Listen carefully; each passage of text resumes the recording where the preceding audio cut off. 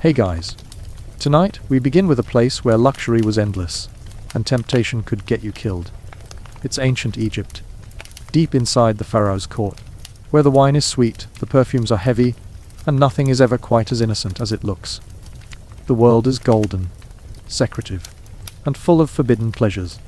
Before you get comfortable, take a moment to like the video and subscribe, but only if you genuinely enjoy what I do here. And let me know in the comments where you're tuning in from, and what time it is for you. It's always fascinating to see who's joining us from around the world. Now, dim the lights. Maybe turn on a fan for that soft, steady hum. And let's ease into tonight's journey together. Congratulations! You've just stepped into a palace where desire and danger walk hand in hand. The first thing that hits you is the heat. Not the friendly warmth of a beach vacation, where you can order a fruity drink with a little umbrella and pretend you're finding yourself. No, this is a heat that takes you by the shoulders, shakes you around a little, and says welcome to Egypt. Good luck staying conscious.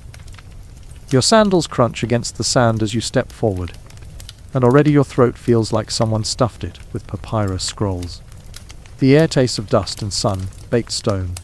The Nile is glittering in the distance, a silver snake curling through the ochre land, and every sound, the chatter of market stalls, the bleating of goats, the rhythmic slap of women washing linen in the river, feels sharp, vivid, alive.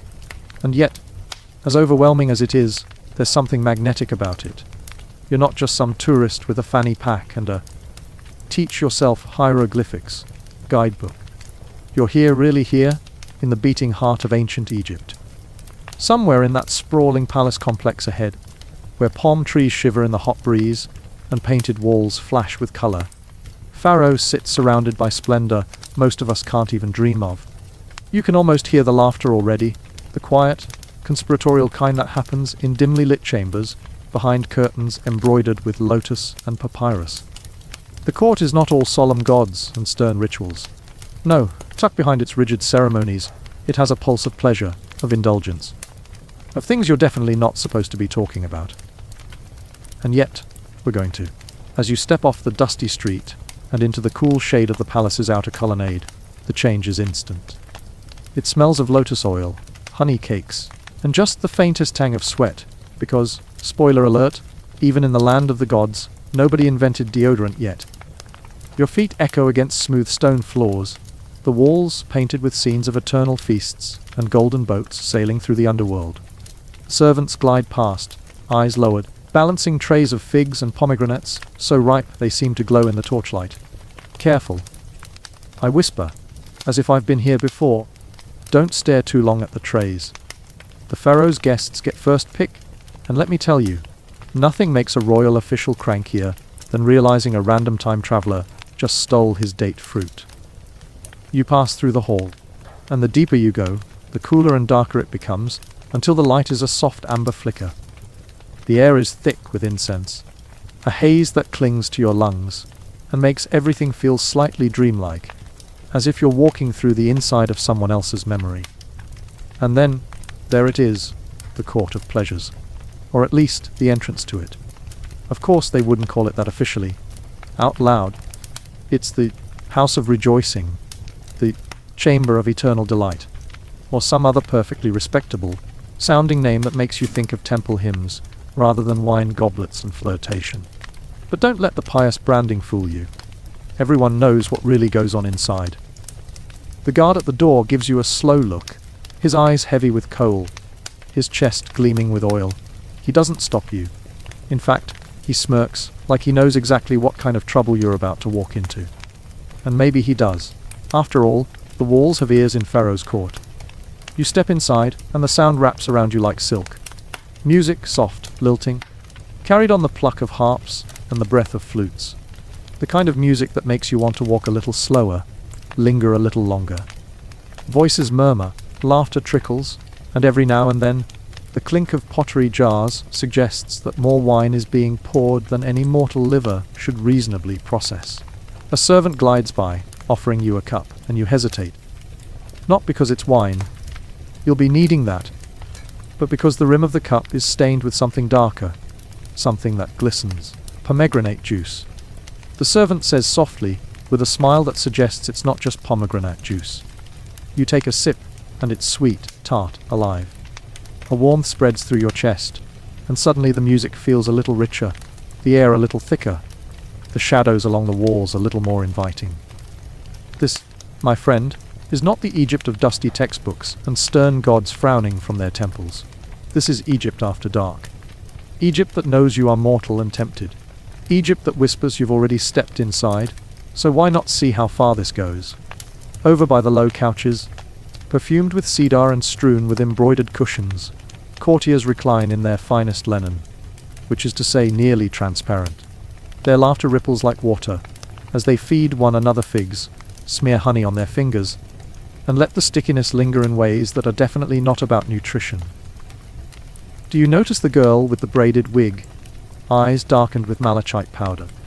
She's watching you. Not directly. She's too clever for that. But with quick sideways glances, as if she already knows the plot twist to your story. You're not a guest of Pharaoh, not really. You're something else. And the thing about something else in this court is that it rarely goes unnoticed. For a moment, you wonder what the Pharaoh himself is doing. Surely he's not just out back checking on pyramid construction schedules. No, he's here, or nearby. Maybe in the inner chamber where the pleasures are more private, more forbidden. The kind of things that don't get painted on temple walls. The kind of things whispered about centuries later, even in the 21st century, when people still can't decide if they were acts of divine indulgence, or just very well organized parties. And before you can puzzle it out, someone places a cool hand on your arm. You turn, and it's an attendant in fine linen, their eyes lined in gold dust. This way, they say softly. You've been expected. Expected? By whom? The hand lingers just long enough to raise questions you probably don't want the answers to.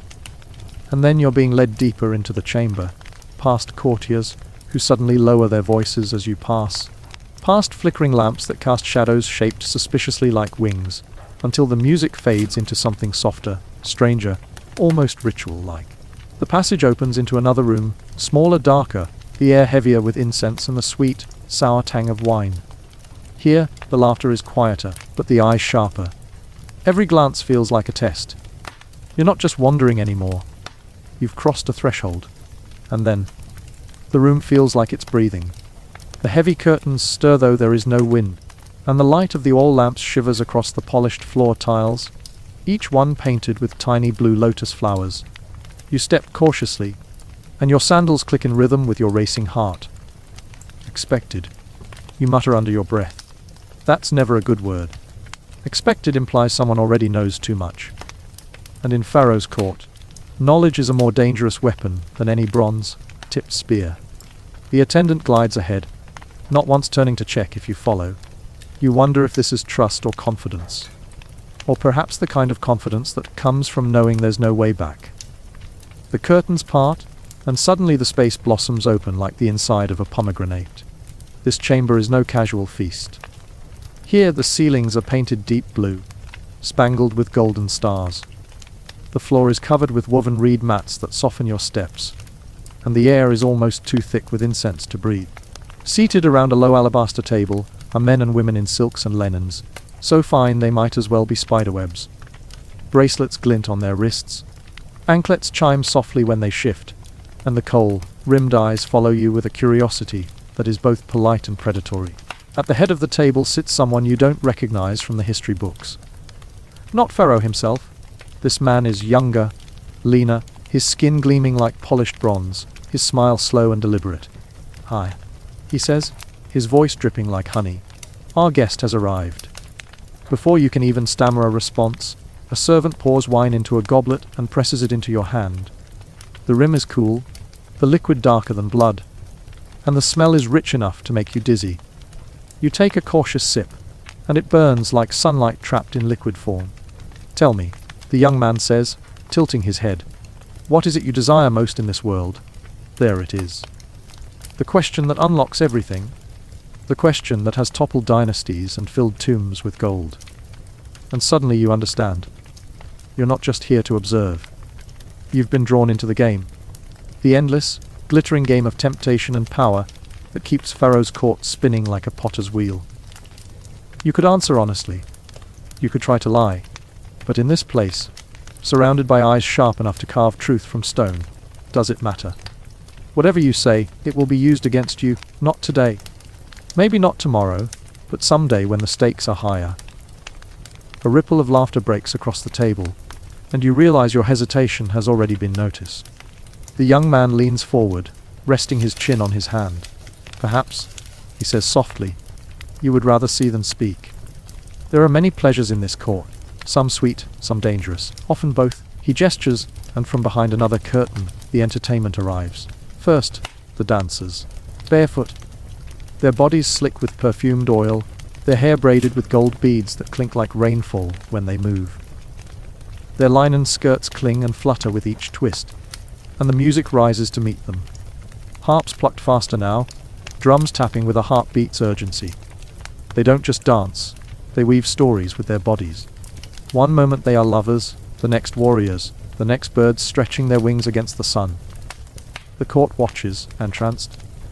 But you notice the way some courtiers are watching you instead, measuring your reaction as if it is part of the performance. Then come the musicians themselves, slipping from the shadows, flute players, lyre strummers, one with a sistrum that shakes like a rattlesnake warning. They play with their eyes closed, lips curved in secret smiles, as if they too are caught in the spell they cast. And finally, the food. Servants bring platters piled high with roast duck glazed in honey, bowls of lentils shimmering with oil, baskets of bread still warm from the oven. Dates, figs, grapes, all bursting with juice so ripe it dribbles down chins and wrists. And always the wine flowing like the Nile at flood, filling every goblet before it is even half empty. You're about to reach for a fig when someone leans close to your ear. A woman, her voice low and cool as river water. Don't eat too quickly, she murmurs. Some of the dishes are meant to delight, others, her breath brushes your skin, are meant to test. You freeze. Test. Poison is not a rumor here. It is a reality, an art, a weapon more elegant than any sword. At Pharaoh's table, food is pleasure, yes, but it is also power. A fig could sweeten your tongue, or still it forever. The woman drifts away before you can ask more, leaving only the faint scent of myrrh behind. You glance down at the food again, suddenly unsure of which bite is safe. Around you, the courtiers laugh and feast as if no such danger exists. But then, that's the trick, isn't it? Survival here is all about pretending you're not thinking about survival at all. The young man at the head of the table claps his hands, and the music shifts. Softer now, the dancers slowing. Our guest, he announces, eyes glittering in the lamplight, should be given a gift. The courtiers murmur approval. Though you notice a few sly smiles, gifts in this court are never free. He gestures again, and two servants bring forward a chest, small but heavy, carved from ebony and inlaid with ivory.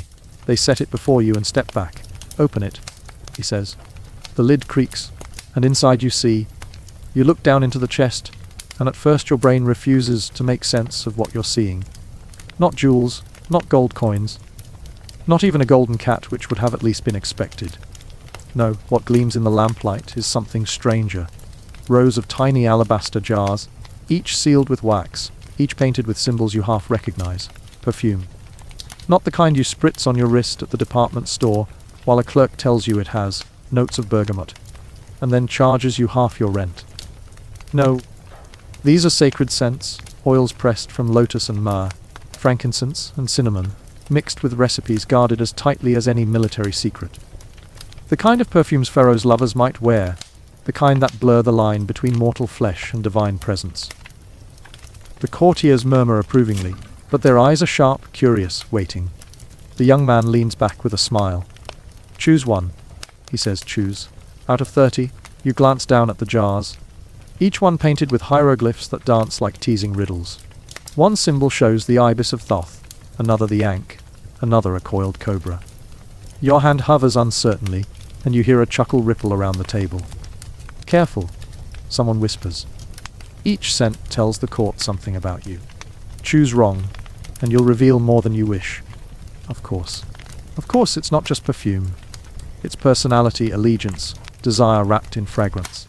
Ancient Egyptians believed smells weren't just decoration, They were portals, binding you to gods, marking your soul. A wrong choice could brand you as untrustworthy, foolish, or worse, boring. And in this room, boring is fatal. Your hand finally settles on a jar painted with a lotus blossom, sealed with red wax. You crack it open, and the fragrance unfurls instantly, sweet, heady, drowning. The scent of the Nile at night, when lotus blooms drift on the surface like stars. You dab a trace at your wrist, and the courtiers lean forward, nodding in approval. Lotus, the young man says, a flower of rebirth, of passion, of the hidden. His eyes flicker mischievously. Our guest has taste. The tension eases, goblets are raised, laughter returns. But you're not fooled. You passed a test, yes, but only the first. This court never stops testing. As the night deepens, the pleasures grow more elaborate. Musicians trade their flutes for lyres, the melodies twisting into playful duets. The dancers vanish, only to return with painted masks. Hawks, cats, crocodiles, that give their movements a strange, mythic weight. Servants circulate with trays of honey cakes dripping syrup, skewers of roasted quail, and cups of spiced beer. Somewhere, a jug tips, and dark wine spills like blood across the floor, quickly licked up by a lounging cat, its green eyes flashing in the torchlight. You're sipping cautiously from your goblet when the woman from before, the one who warned you about the food, slips back to your side. Her smile is polite, but her eyes are daggers. You play the game well, she murmurs. Game? You whisper. Everything here is a game, she says. Desire, loyalty, truth. Even survival. She leans closer, her breath warm against your ear. The Pharaoh himself plays it best of all. And tonight, perhaps, you will see for yourself. Before you can ask what she means, the chamber doors swing open with a crash that silences everything. The musicians' notes die mid-song, dancers freeze mid-step, servants bow low enough their foreheads nearly touch the floor. And then, Pharaoh enters. He is not what the movies promised. No stiff golden mask, no cartoon villain scowling from a throne. No, he is flesh and blood, and more terrifying for it. His linen kilt gleams white as river foam, his chest bare but for a collar of gold and lapis that seems to pulse in the lamplight. His eyes, rimmed in black coal, scan the room with the casual authority of someone who could order your death, and then forget your name before dessert. The courtiers fall to their knees, murmuring prayers that sound suspiciously like rehearsed compliments. Pharaoh lifts a hand, and silence falls heavy as stone. My friends, he says, voice smooth as poured honey, tonight we rejoice. For the gods have given us abundance, and abundance is meant to be savored. The room erupts in cheers, but you notice the way no one dares cheer louder than the Pharaoh himself. He takes his place at the head of the alabaster table, and the young man who greeted you earlier bows deeply before sliding discreetly aside.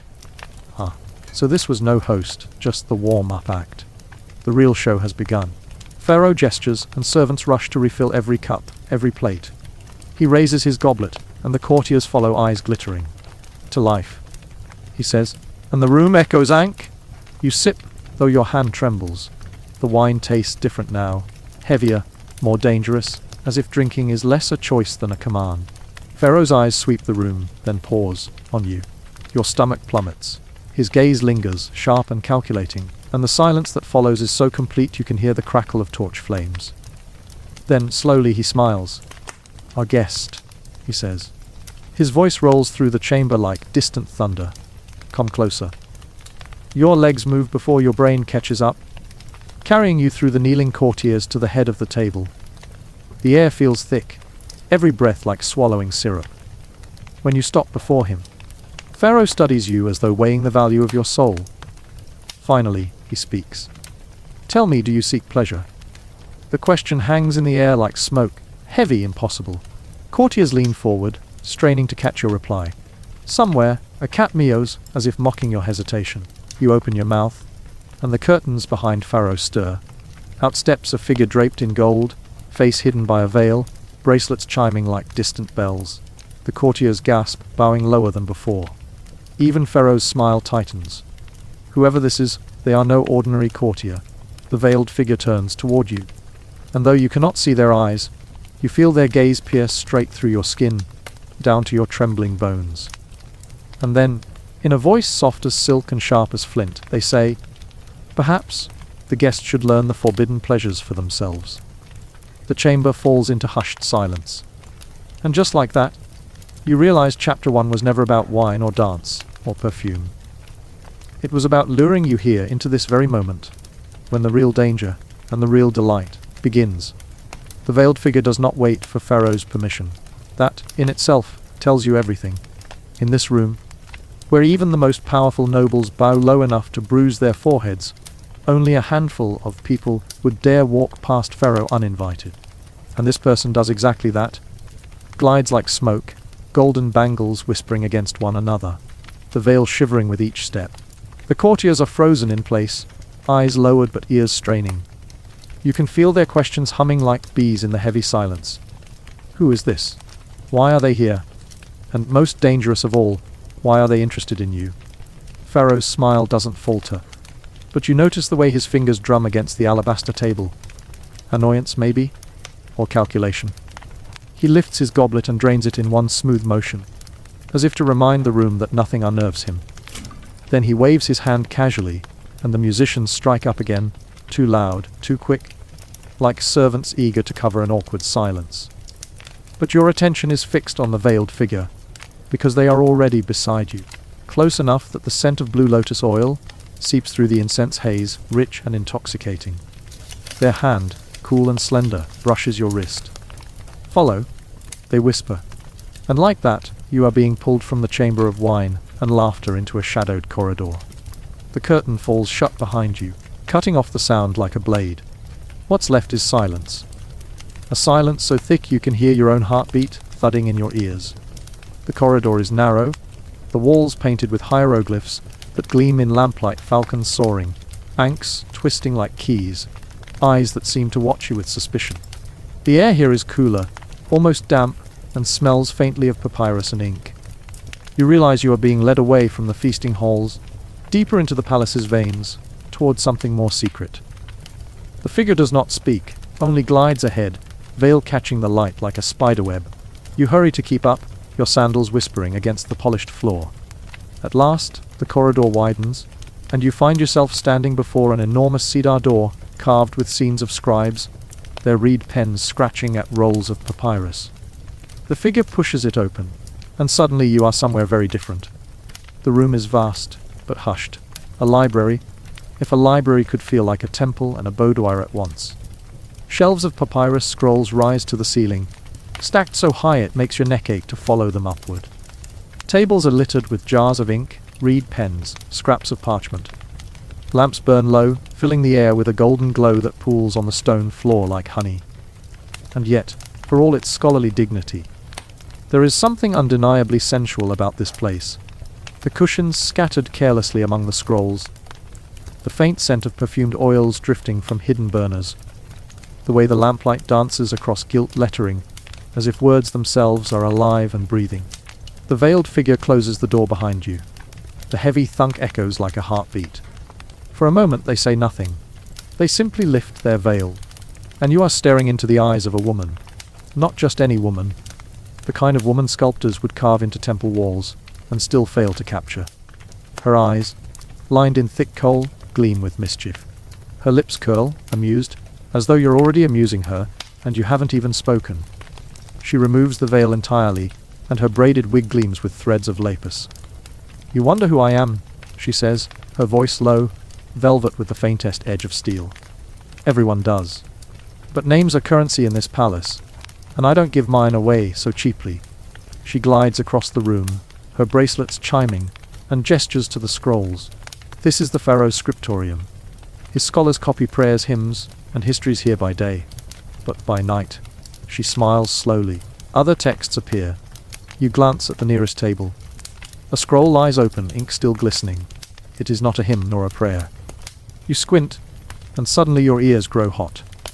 These aren't sacred verses. These are erotic poems. My hands are on your body like the hands of a harpist on his strings.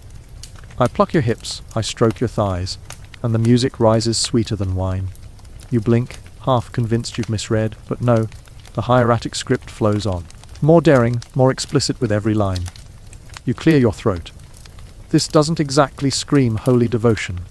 The woman laughs, A sound like chimes stirred by wind. Pleasure is holy here. Desire is a hymn the gods are eager to hear. Did you think the Pharaoh's court whispered only of taxes and tombs? She lifts a jar of ink, tips it, and lets a single black drop fall onto a fresh roll of papyrus. Every act, every indulgence is written. Some to immortalize, some to condemn. And you, stranger, will be written too. Your mouth goes dry. You glance at the shelves towering above, suddenly aware that this room isn't just a library. It's a record. A record of every pleasure Pharaoh ever sanctioned, every forbidden delight scribes dared to put into words. And now, your name, your presence, could become part of it. The woman lowers her gaze, studying you the way a falcon studies a mouse. Tell me, she murmurs, dipping the reed pen into the ink. What shall we write of you tonight?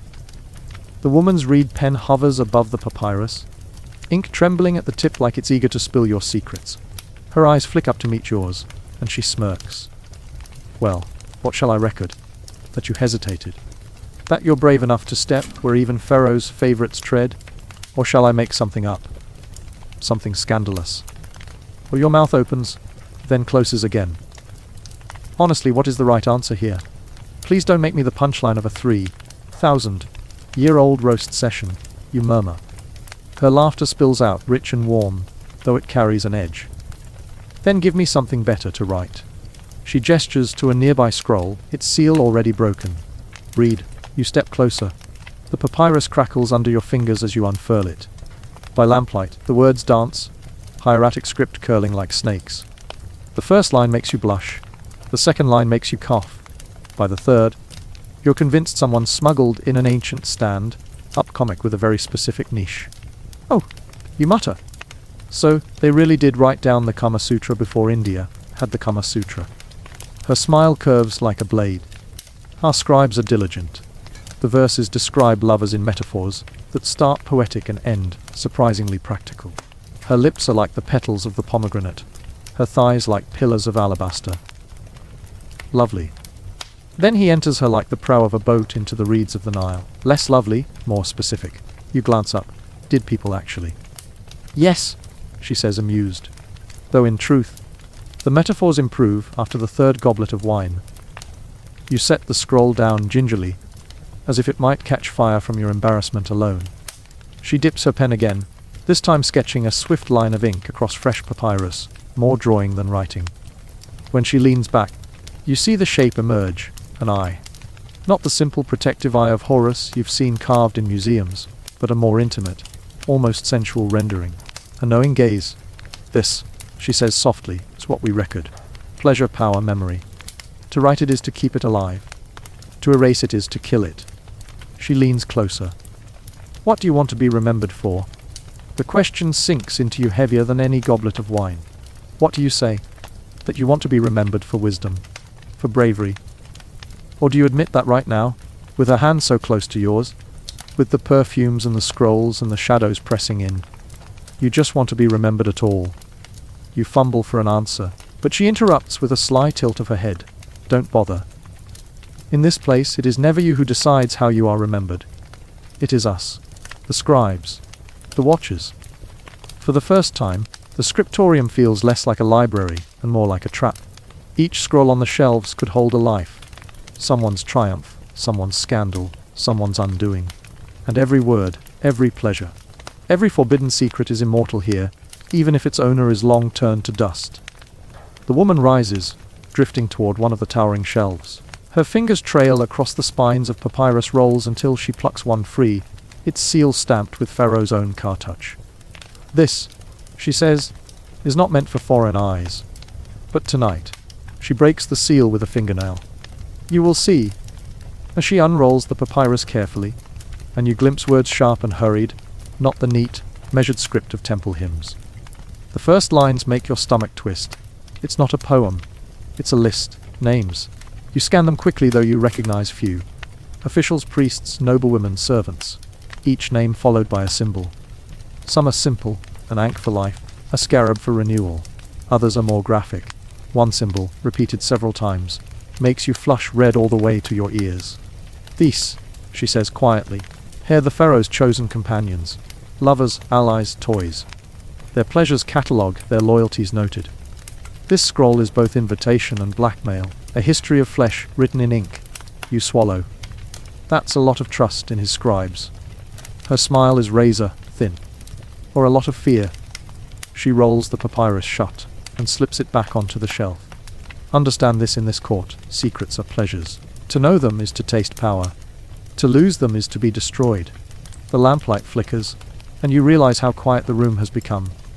Too quiet. The kind of quiet that isn't empty, but waiting. And then, you hear it. Footsteps. Slow, deliberate, echoing against stone. The woman stiffens, eyes narrowing. She hisses under her breath. Hide nothing. If he asks, you saw everything. Before you can ask who, though you already know. The great cedar door creaks open, and Pharaoh enters. The door shuts behind him with a sigh heavy enough to rattle the scrolls on their shelves. The flame of the nearest lamp bows low, as if even fire knows when to be deferential. Pharaoh does not hurry. That's the thing about people with absolute power. They've got all the time in the world, because yours belongs to them too. His robes drag faintly along the polished floor, embroidered linen whispering with each step. He doesn't look at you at first. He doesn't need to. You already feel like you're being measured, weighed, unwrapped like a sacrificial goose at a feast. The veiled woman lowers herself to her knees, bowing until her forehead nearly touches the ground. Her earlier mischief vanishes, replaced by a stillness sharp as a blade hidden beneath silk. She doesn't even breathe too loudly.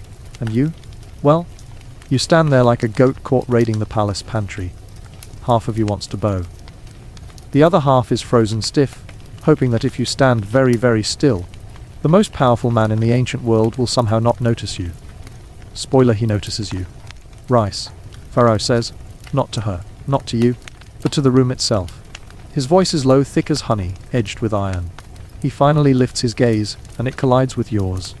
It's unfair, really. No museum display case, no cracked statue fragment prepares you for this. His eyes are dark and fathomless, lined with the coal of command. His skin is bronze firelight, his bearing so casual it almost makes you forget he could have you flayed alive before the ink dries on your obituary papyrus. He moves closer, scanning the table, the ink jars, the broken seal you, and the woman disturbed. His finger brushes the scroll's edge. He doesn't look angry. That's worse. Anger you can deal with, curiosity is unpredictable. You have read what was not yours to read. He says it like a weather report. A fact. Undeniable. The veiled woman dares to lift her eyes. My lord, I. Pharaoh silences her with the lift of a hand. She presses her lips together until the red almost bleeds through her veil. His gaze locks on you again. Tell me, he murmurs, what you think of my record. Every instinct in you screams to invent a time machine inside your pocket and escape. But he waits, the silence stretching taut as a bowstring. You stammer? I think it was very comprehensive. The corner of his mouth twitches, and you swear for a heartbeat he almost smiles. Comprehensive. An interesting word. He circles you slowly, like a cat evaluating whether the mouse is worth pouncing on. Did you find it amusing? Your throat is dry enough to parch a desert. Educational? Pharaoh chuckles softly, the sound both warm and terrifying. Education is pleasure in disguise, is it not? We learn what to desire. We learn what to fear. And sometimes, as here, he gestures to the shelves that climb toward the ceiling. We learn that desire and fear are the same thing. He halts in front of you, close enough that you catch the mingled scents of lotus oil and spiced wine. He is taller than you expected. He is younger too. Youth sharpened into something lethal by ceremony and certainty. Pharaoh reaches for the scroll you read earlier, the one with metaphors involving river reeds and boat prows, and unrolls it halfway. His eyes skim the words, then he looks at you sideways. Read, he commands. You hesitate. Is this a test? Of course it's a test. Everything here is a test. Your voice shakes as you recite the lines aloud, syllables wobbling, but recognizable. The imagery grows increasingly ridiculous the further you go.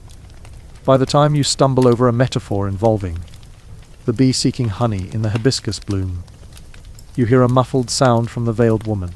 She's trying not to laugh. Pharaoh notices. His head tilts and his lips curl. He isn't angry. He's entertained. Even the gods smile at these words. He says, Why should mortals not enjoy them? He sets the papyrus aside and takes up another. This one smaller, bound tighter. With his thumb, he breaks the wax seal. The scroll inside is different, less ink, more drawings. Stylized figures in intimate positions. Limbs twining like vines. Some are humorous, some shockingly explicit. And all of them were drawn centuries before the Renaissance rediscovered anatomy. Pharaoh spreads it across the table and gestures for you to step forward. Knowledge, he says, is not always sacred. Sometimes it is forbidden, and that makes it powerful. He looks you dead in the eye. Would you have power? The question hangs heavy. Do you nod? Do you shake your head? Do you faint dramatically and hope that counts as a diplomatic answer? Pharaoh's smile deepens, sensing your panic. Do not fear. Desire is not a sin in my house, only cowardice. The veiled woman finally speaks, her voice soft.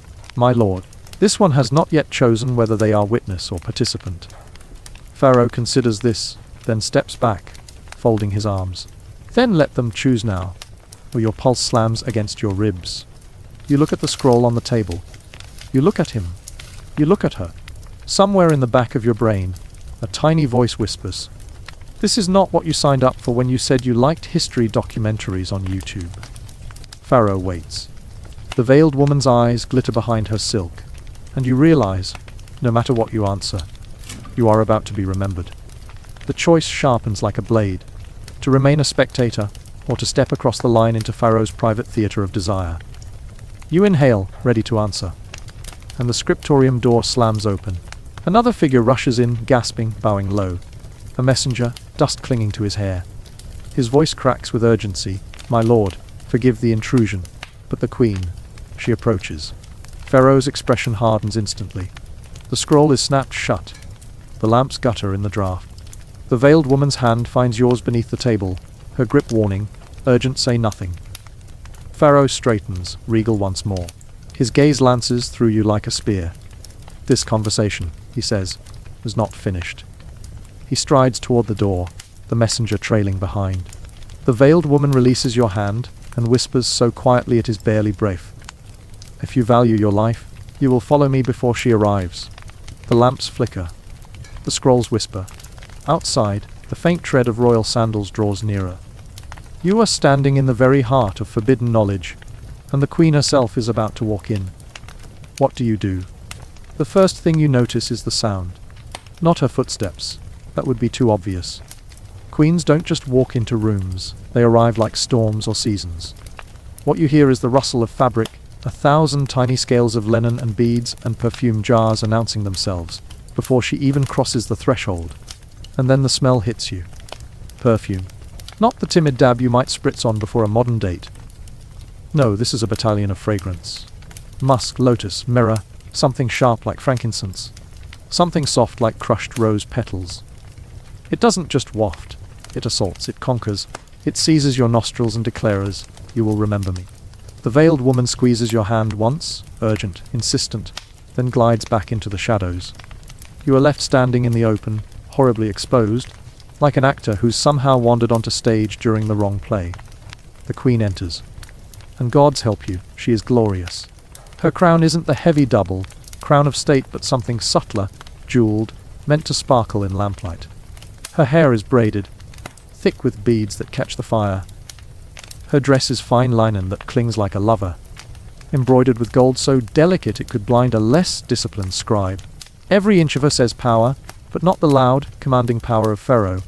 Hers is quieter, more dangerous, the sort of power that makes men apologize before they even know what they've done wrong. She pauses in the doorway, eyes sweeping the room like a falcon scanning the desert. They settle on you, and just like that, you're prey. What? She says, her voice cool and liquid as poured honey. Is this? The messenger grovels so fast you're amazed. He doesn't knock his own forehead flat against the floor. Great Queen, forgive us. His Majesty was here but a moment ago, called away urgently, and... Her hand flicks, and the man falls silent. She doesn't even look at him again. That's the cruelty of true authority. It doesn't shout. It doesn't rage. It dismisses. Her gaze returns to you. She steps forward. With every pace, the perfumes grow stronger, until you're certain your lungs will forever smell like her. She stops close enough that you feel the heat radiating off her skin. You are not of my household. It isn't a question. It's an accusation, spoken as if the walls themselves should be ashamed for letting you exist. You attempt a bow that's somewhere between respectful and desperately hoping your head doesn't roll across the floor. No, my queen. I wandered. Really? Out of all the excuses, that's the one your panicked brain handed you. You might as well have said, "Oh, just popped in for a snack. Thought I'd rifle through Pharaoh's smuttiest papyri while I was here." Her lips quirk. Not quite a smile, more like the promise of one that never arrives. Wandered, she repeats, tasting the word like wine. And you wandered here. Her eyes flick to the table where the scroll lies half unfurled, guilty as a thief caught mid-pilfer. Into the Scriptorium. The veiled woman stirs in the shadows, but the queen does not acknowledge her. It is as though the two are engaged in some silent duel of presence. One cloaked in obscurity, the other ablaze in splendor. You are bold, the queen says at last, or foolish. Why not both? The words escape your lips before you can drag them back, a suicidal little joke your nerves couldn't suppress. For a heartbeat, silence reigns. Then, astonishingly, she laughs. A low melodic ripple that shakes the air, bold and foolish. Yes, the world rarely grants one without the other. She circles you much as Pharaoh had done moments ago, but her orbit feels entirely different. Pharaoh was a predator measuring prey. She is a collector deciding whether the odd shell she's found deserves a place in her cabinet, or whether it should be crushed underfoot. Her fingers brush the edge of the scroll on the table. She unrolls it slightly, scanning the drawings within, and her smile deepens. So, you have seen these. You swallow. I may have glanced. Her laughter again, softer this time. Glanced. The same way a thirsty manner glances at water. She looks up, her eyes narrowing. Do you know why these scrolls are here, stranger? You shake your head, throat dry. They are not simply games of flesh, she says, gesturing to the painted figures entwined across the papyrus. They are maps. Maps of power, maps of longing, maps of the ways one may command or submit. Pharaoh keeps them because knowledge of pleasure is knowledge of control. As she leans closer, her perfume drowning you. And I know them all. The veiled woman shifts again in the shadows. The queen notices this time. Her eyes sharpen. Hey, you. For the first time, the veiled woman kneels, lowering her head. My queen? The tension between them thickens the air. You can almost see it. Invisible threads drawn taut, the way spiders test their web when another approaches. The queen smiles, a smile that could carve marble. Still trailing your little secrets into corners, are you? Still whispering your half-truths. The veiled woman's head remains bowed. She says nothing. The queen turns back to you. This one would lead you astray. But I... Her hand rises, fingers brushing the side of your face, feather light. I would keep you safe. Safe in my perfumed cage. You freeze. The weight of her words presses heavy. A cage, she said it. Outright safety, but at a price. Choose, she says, her voice velvet over steel. Do you follow shadows? She glances toward the veiled woman. Or do you walk in the light of the throne? The choice spins before you like a coin in the air. Shadows or light. Whispered danger or perfumed safety. The queen's eyes bore into yours, daring you to answer. The veiled woman's silence hums from the corner, a counterpoint of rebellion. The door behind her remains open, torches flickering in the hall. Somewhere deeper in the palace, the low thrum of drums begins, a sign of some feast or ritual about to unfold. And you realize no matter what you choose, you are already tangled. Already caged. Already part of the forbidden game that plays itself endlessly in these perfumed chambers. The queen waits. The veiled woman waits. And the air grows hotter, thicker, more suffocating with every heartbeat. You inhale, the taste of lotus and danger thick on your tongue. You open your mouth to answer. And from the hall comes a cry. His Majesty returns. The queen's eyes flash like obsidian in firelight. Her hand drops from your cheek. She straightens, regal once more, her laughter vanishing into silence. Then we shall see, she whispers, whether you are shadow or flame. She turns to face the doorway, the perfumes of her dress swirling like a storm around her. Pharaoh's steps echo closer. The veiled woman's hand brushes your sleeve in warning. And you poor, time-tossed intruder, stand trembling in the middle of the Scriptorium of desire, about to witness the collision of king and queen. The room holds its breath. The cry still hangs in the air like the last vibration of a temple gong. His Majesty returns! The queen does not flinch. That is the first thing you notice. Most mortals, when told a god is walking back through the door, at least twitch. The messenger in the corner nearly swallows his own tongue. The veiled woman stiffens, a shadow tensing before flight.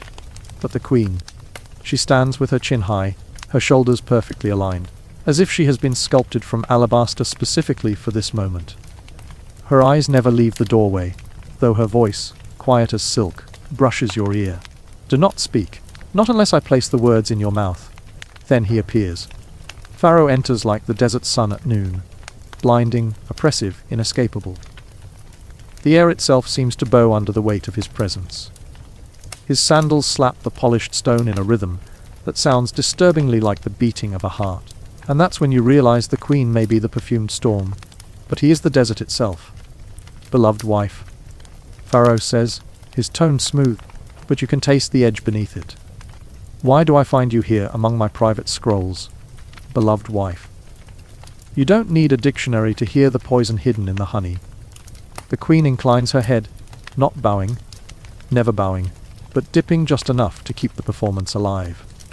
Because where my husband keeps his pleasures, he keeps his secrets. And where he keeps his secrets, he keeps his power. Surely the Queen of Egypt is entitled to all three. The veiled woman stirs, but Pharaoh raises a hand. Silencing the room without a word, his eyes settle on you. You've never wanted to be invisible more in your life. And this?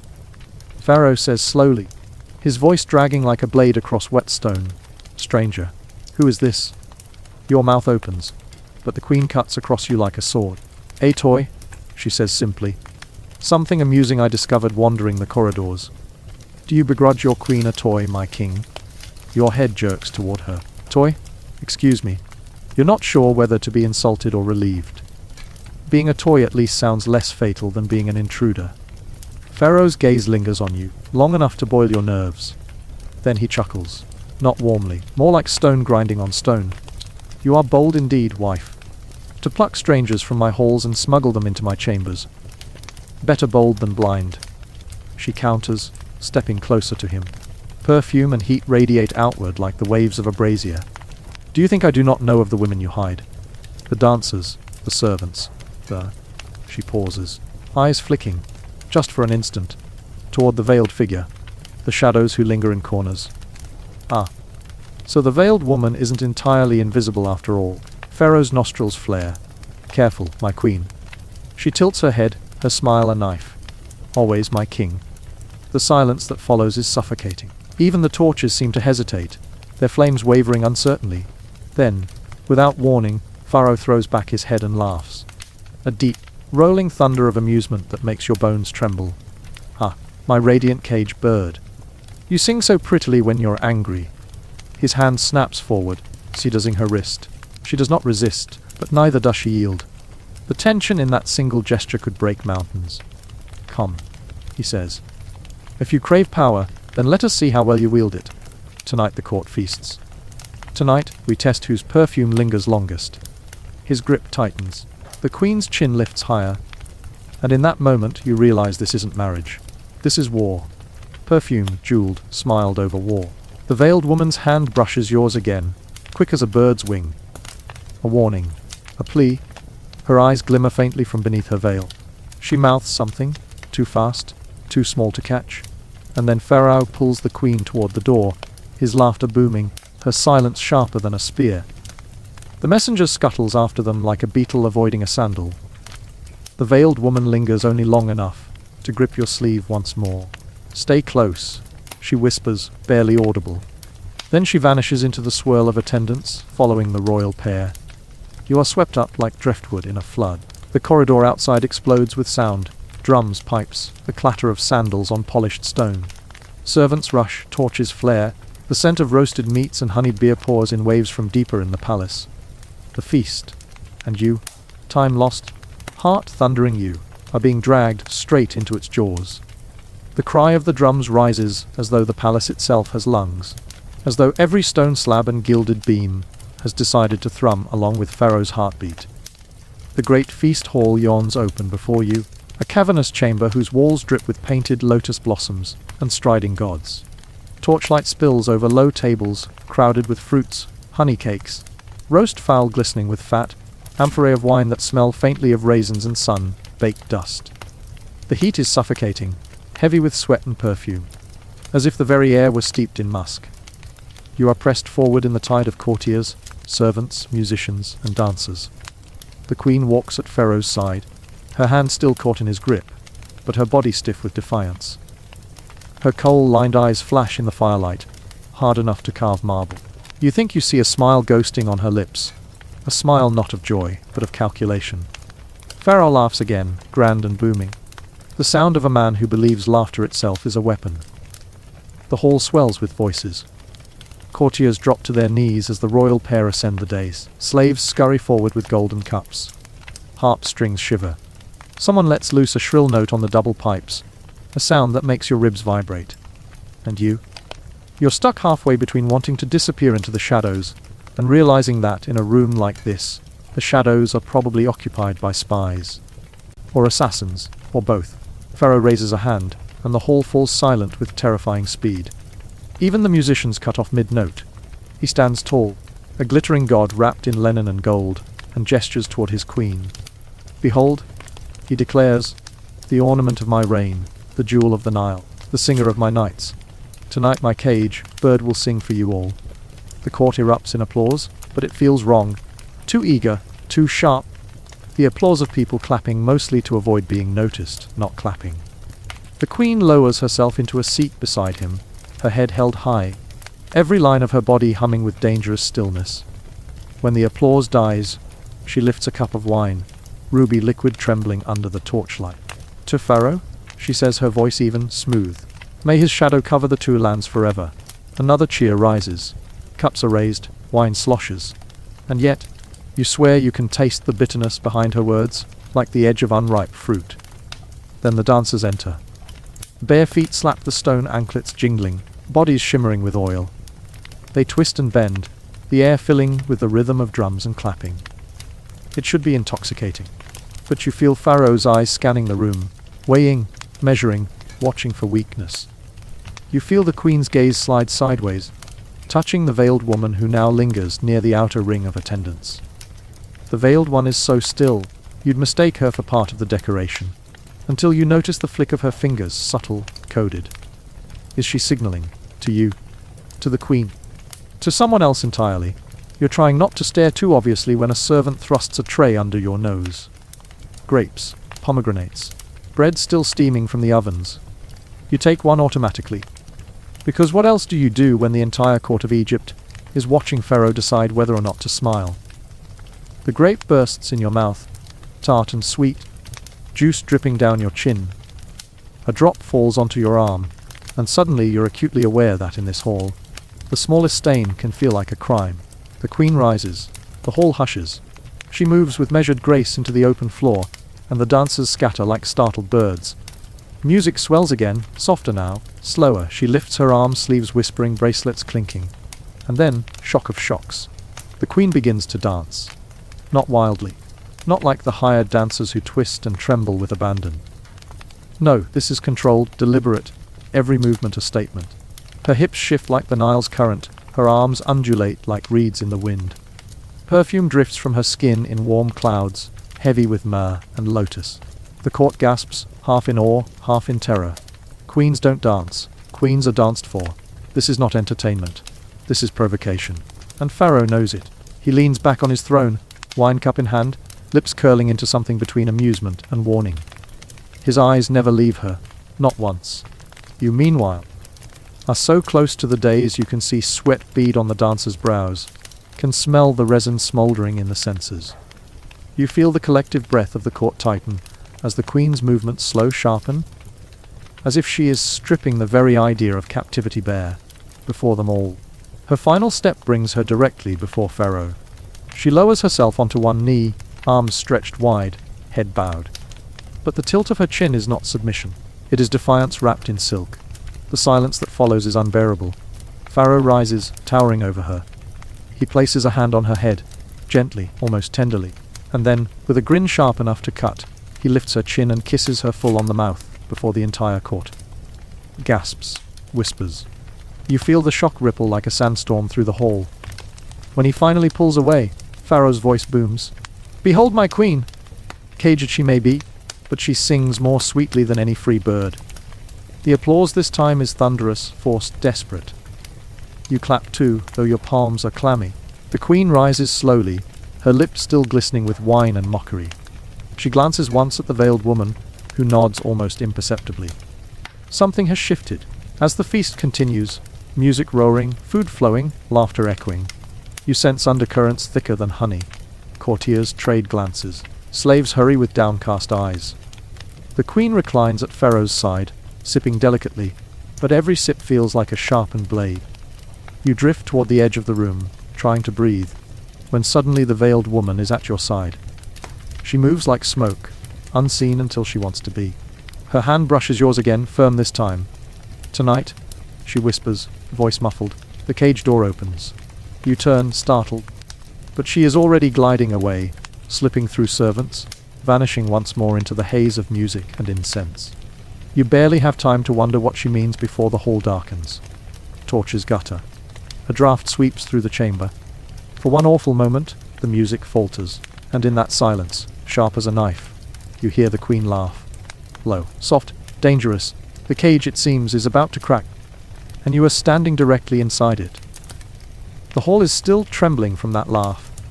You can feel it vibrating through the stone beneath your sandals, shivering in the gilded lotus patterns painted on the walls, coiling like smoke around the torches. The queen has laughed, soft, low, dangerous. And though Pharaoh smiles as if nothing matters, you notice the tiny twitch in his jaw, the way his fingers tighten on the stem of his wine cup, until you wonder if it might shatter.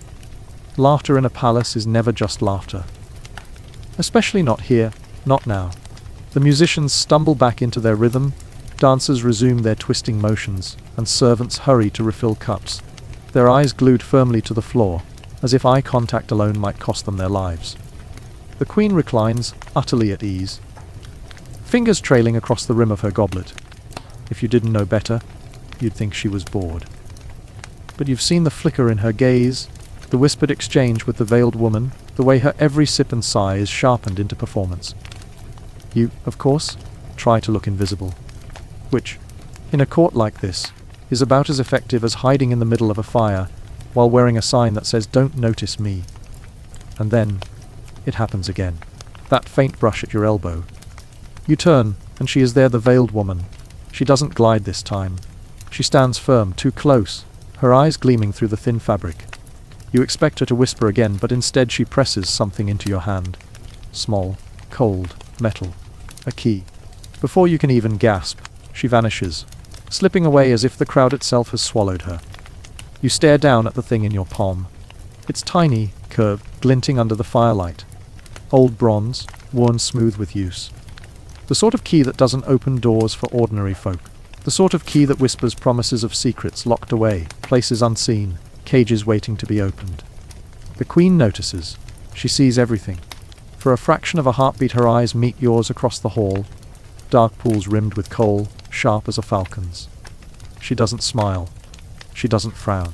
She simply knows. And you do the only thing you can think of. You stuff the key into your robe and hope it doesn't clink against the fruit knife you tucked away earlier, because let's face it, every time traveler should probably carry at least one small knife. The night stretches on. Pharaoh grows drunker, his laughter louder, his gestures broader. Courtiers laugh too, late and nervous, like schoolchildren caught in a joke they don't understand, but know they must enjoy. The queen sips slowly, her eyes hooded, and though her face is calm, you begin to sense that this hall is not so much a feast as it is a stage. Every smile rehearsed, every bow scripted, every gasp part of the performance. And then, abruptly, Pharaoh rises. "Enough!" His voice booms, echoing against the walls, drowning music and laughter alike. Let the revelry end. The gods are satisfied, and so am I. Servants freeze. Musicians cut their strings. Silence falls like a blade. Pharaoh turns to the queen, offering his hand. She does not take it immediately. A pause a beat too long, sharp as flint. Then she rises with languid grace, sliding her hand into his. "Come," he commands, and they sweep from the hall together, leaving courtiers murmuring behind them. You're left standing, clutching a key that burns like a secret against your palm. The crowd begins to disperse. Slaves gather platters, courtiers whisper in corners, dancers slip away like shadows. And you're stuck again.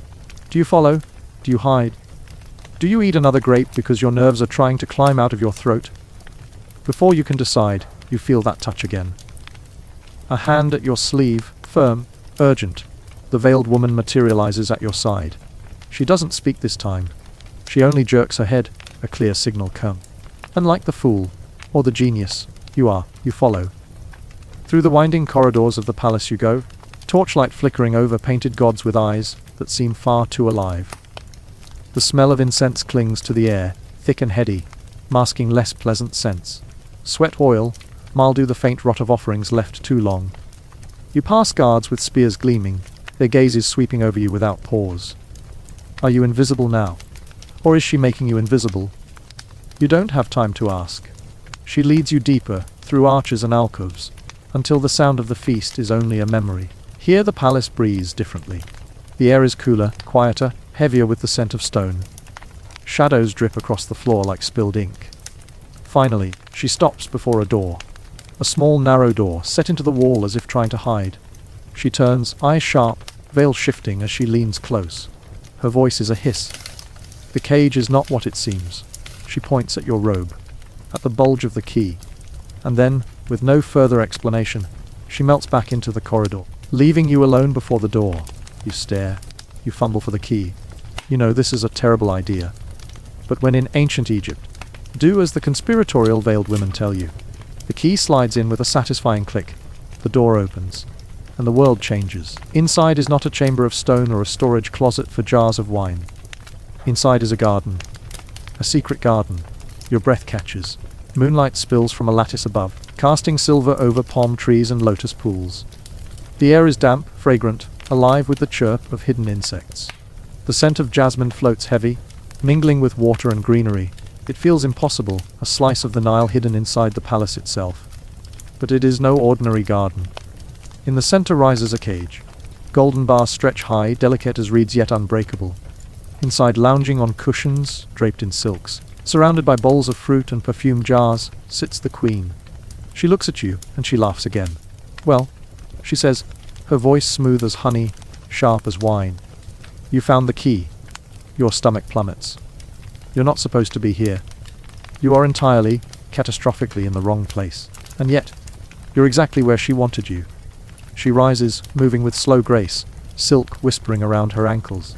She grips the bars of her cage and leans forward. Her eyes are molten in the moonlight.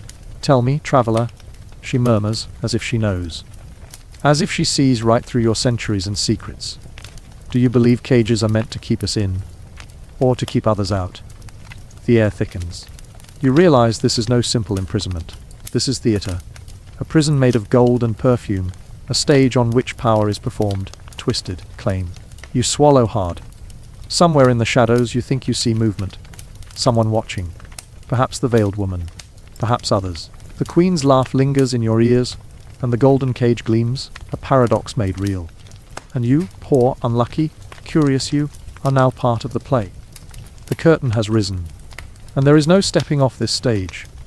The queen doesn't blink.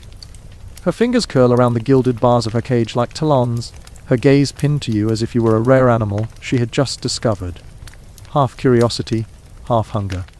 The moonlight catches on her bangles, casting fractured golden shadows across the silk cushions behind her. She repeats the question slowly, as though daring you to answer. Do you believe cages are meant to keep us in, or to keep others out? You open your mouth, because surely some clever remark is about to tumble out. Something witty, something that will earn you points for audacity. But instead what emerges is a faint croak, the sort of sound one might make after choking on a date pit. Not exactly the stuff of legends. The queen smiles as if she expected nothing more. Silent, wise, perhaps. Words are dangerous here. She releases the bars and drifts back onto her cushions, her hand trailing across bowls of pomegranates, grapes, figs. She plucks a fig and bites into it, the juice running down her wrist like spilled blood. She licks it clean with deliberate slowness. You should leave. You should slam the door and walk back into obscurity before someone carves your head into a hieroglyph.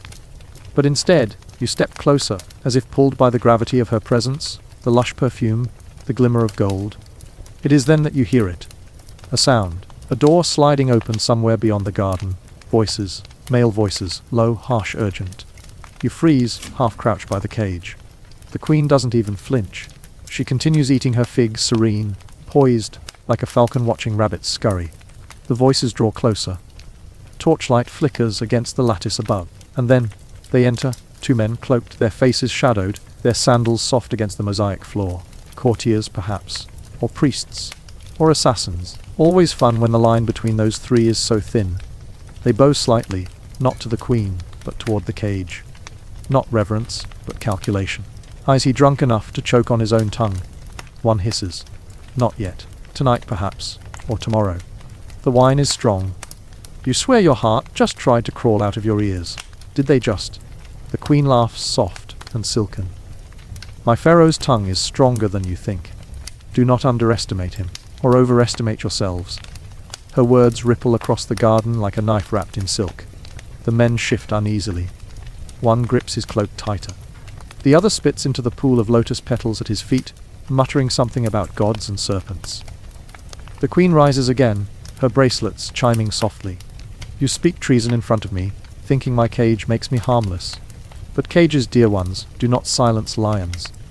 They only make their roars echo louder. The men exchange a glance. For the first time, one of them notices you, standing there like a slightly guilty vase someone forgot to dust. His eyes narrow. Who is this? You freeze.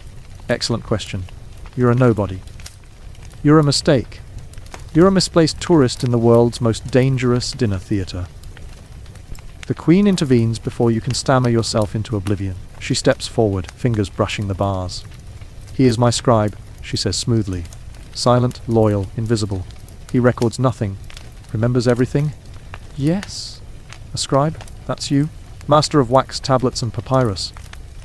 Totally here on official business, not a time-hopping disaster magnet. The men look unconvinced. One mutters, too many ears. Then whisper softer. The queen replies. Silence stretches. The men glare. The queen smiles. And in that tension you realize something important. This cage is not a prison. It is a throne. Her performance is deliberate, her captivity curated. She is not the victim in this play. She is the playwright. The taller man finally bows stiffly. Tomorrow, then, at the banquet. His voice is brittle, dangerous. When his cup is fullest. And just like that, they vanish back into the shadows. The queen exhales, long and slow. For the first time, she lets wariness slip into her face. She sinks onto her cushions, head tilted back, eyes closed. The golden cage glitters around her like a net of fireflies. You creep closer, lowering your voice. They're going to poison him. Her eyes snap open. She studies you. Then she smiles faintly, almost sadly. What is a pharaoh but a man with too many enemies? Cups are always poisoned here. The trick is to drink before the venom settles, or make sure someone else takes the cup. She reaches through the bars, her fingers grazing your wrist. The touch is light, almost conspiratorial. Now you know too much. And knowledge in this court is worth more than gold. Or blood. You don't breathe. You don't move. Then she laughs again, breaking the tension, and waves you away with a flick of her hand. Go, little scribe. Rest. Tomorrow you will see what a banquet truly means. You stumble backward, bow awkwardly, and fumble out of the secret garden. The door shuts behind you with a soft click, and the night swallows you whole. But sleep does not come, because when dawn breaks, the palace hums with tension. Servants rush with trays, guards sharpen their spears, and whispers coil through every corridor. A banquet is coming.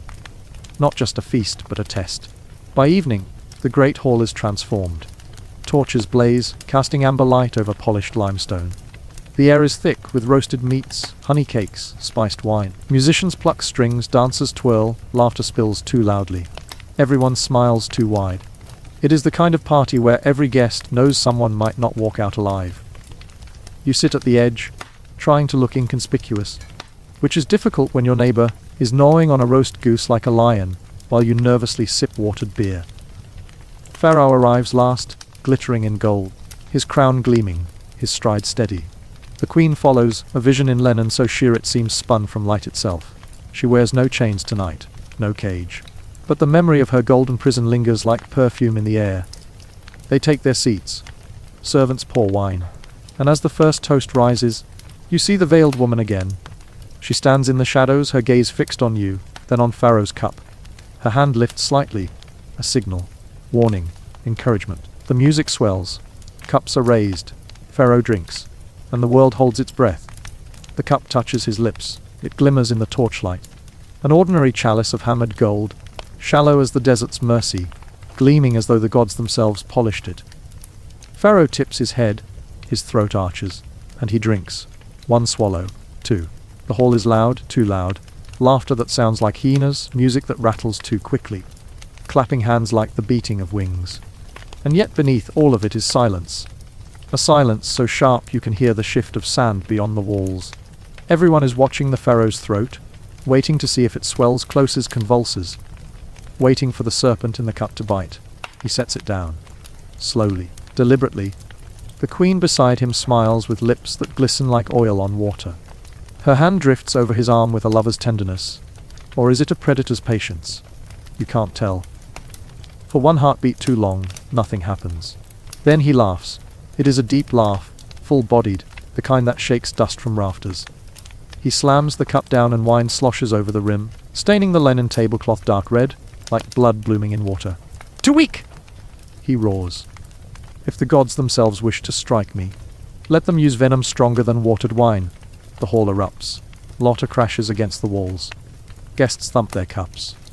Servants scurry to refill pitchers, spilling honeyed beer and pomegranate wine as though their own throats are dry. And you sit there, your own cup trembling in your hand, because you just watched a man cheat death with a smile. But then, you notice his hand resting on the table, a tremor, small, subtle, quickly hidden. He flexes his fingers as though stiff. The laughter rolls on, but the Pharaoh's eyes narrow, his jaw tightens, and when he reaches for his goose leg, it is with deliberate slowness. The poison is working. You almost choke on your own drink. He knows it. He has to. Why else laugh so loudly, toast so grandly, unless to drown suspicion under sound? Across the hall, the veiled woman watches. Not blinking, not moving. Her fingers trace the rim of her own cup. The queen, though, leans close, whispering something in Pharaoh's ear. His lips curl in what might be a smile, or might be pain. Her eyes flicker, not at him, but toward you. Brief, quick, sharp. A signal. You nearly drop your cup. What do you have to do with this? You're just a misplaced scribe, a shadow no one should see. And yet suddenly it feels as though half the hall is aware of you, watching, waiting. The feast rages on. Trays arrive with roasted ducks, whole fish stuffed with herbs, honey cakes stacked like pyramids. The air grows thick with cinnamon, with garlic, with lamb fat crackling in the fire. The smells fight each other, overwhelming, dizzying. Or maybe it's the poison scenting the room now, metallic, sharp. The way copper tastes if you bite your tongue. You blink, the room spins. Did they poison the air too? The thought comes absurd, paranoid. But then again, absurdity is the palace's native tongue. Pharaoh lifts another cup, smaller this time, of dark beer. He drinks again. His hand trembles more visibly now. Still, his face is stone. You swear you can see beads of sweat at his temples, shining like dew. The musicians strike their harps louder, dancers whirl faster. As if the frenzy of the banquet itself will mask what is happening at its center. But everyone knows. Every guest, from the high priest to the low general, is glancing at the Pharaoh with the corner of their eyes, waiting. Betting silently. Will he collapse tonight? Or will he rise stronger? The venom burned out by sheer will. You shift in your seat, heart hammering. The veiled woman finally moves, weaving through the crowd, silent as smoke. She comes to stand behind you, close enough that you feel the brush of linen at your back. Her voice is low, a breath against your ear. Watch carefully, scribe. The serpent in the cup does not always kill. Sometimes, it only shows who already walks with poison in their veins. You stiffen, but when you glance back, she is gone again, sliding into shadows. Pharaoh raises his cup once more. His voice cuts through the clamour. "To life!" he shouts. "To eternity!" He drinks. His body shudders. His fingers grip the arm of his throne, knuckles pale against gold. For a heartbeat, he looks at the queen. Their eyes lock. Hers are pools of oil, his are burning coals, and then he laughs again, louder, stronger. The poison is fire, and he is drinking it like wine. The hall answers with a roar. No one dares falter. The feast redoubles, music feverish, servants nearly tripping over one another to keep the flood of wine flowing. If death is here, it must be drowned in excess. But you see it. The queen sees it. The tremor that shakes his hand when he sets down the cup. The twitch at the corner of his mouth. The shadow crawling slowly across his face, as if something inside him is fighting, clawing. And you realize something chilling. This banquet is not about poison. It is about power. Who will own the story of Pharaoh's survival or his death? Who will turn the serpent in the cup into their weapon, their proof, their claim? The queen glances at you again, longer this time, intense, her meaning clear. Watch, remember, testify. But testify to what? The veiled woman reappears in the far corner, her eyes fixed not on Pharaoh but on the queen. Her fingers toy with something small, a vial, perhaps, or a dagger. And then Pharaoh rises. The hall hushes instantly. He towers, even swaying slightly, his golden collar gleaming, his kilt heavy with jewels. He lifts his arms. "Feast!" he cries. His voice booms, stronger than his body looks. "Dance! Sing! Let the gods see our joy! And know that Egypt endures." The crowd erupts again. Relief forced manic. Dancers leap higher, drums thunder, and servants hurry to carry more wine. But you see the truth. His legs tremble. His hands clutch the table behind him. The poison is inside him now, coiling, gnawing, and yet he does not fall.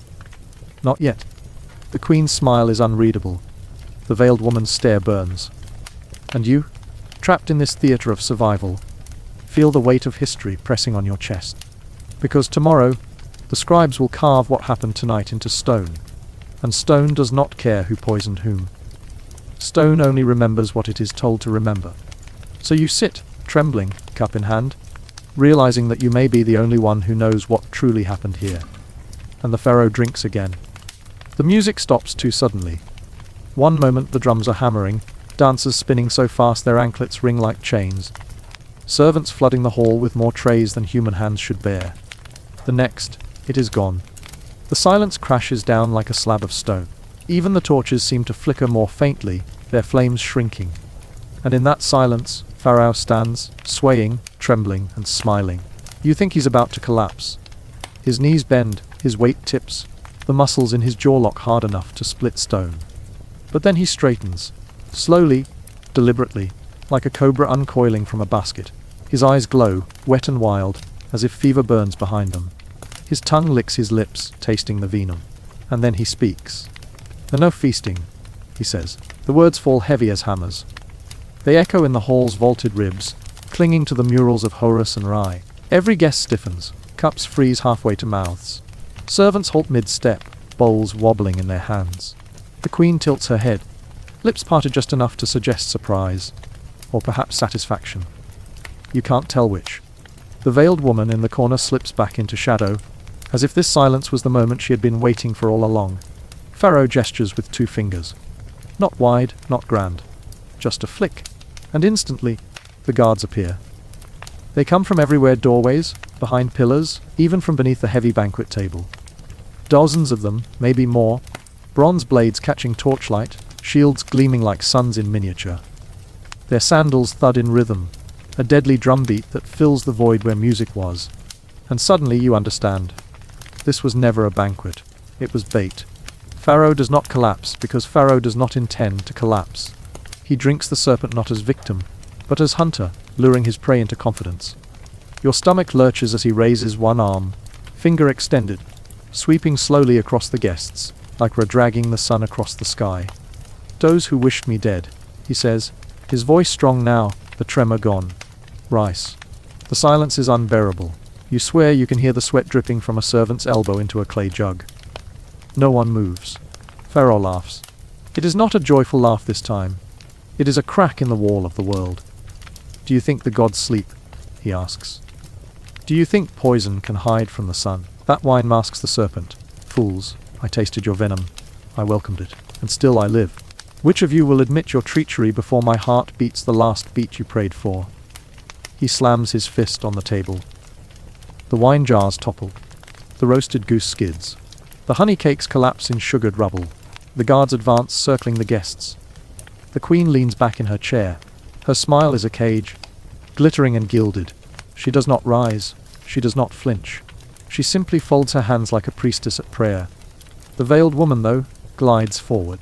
She does not kneel, does not bow, but her voice is low and clear. The serpent does not always crawl where you expect it, mighty one. Sometimes it curls close to your heart. Pharaoh's eyes flash. For a moment you think he will strike her down on the spot. But instead, he gestures again, this time toward the guests.